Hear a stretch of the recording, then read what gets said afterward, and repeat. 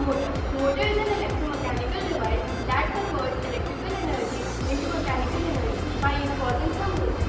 Over to Sheetal. Motor driver. Motor driver is an electronic device or module that controls and manages the operations of a DC motor, and it also controls the directions and other parameters of the DC motor. Battery. It gives power to all components and parts of the machine, and battery holder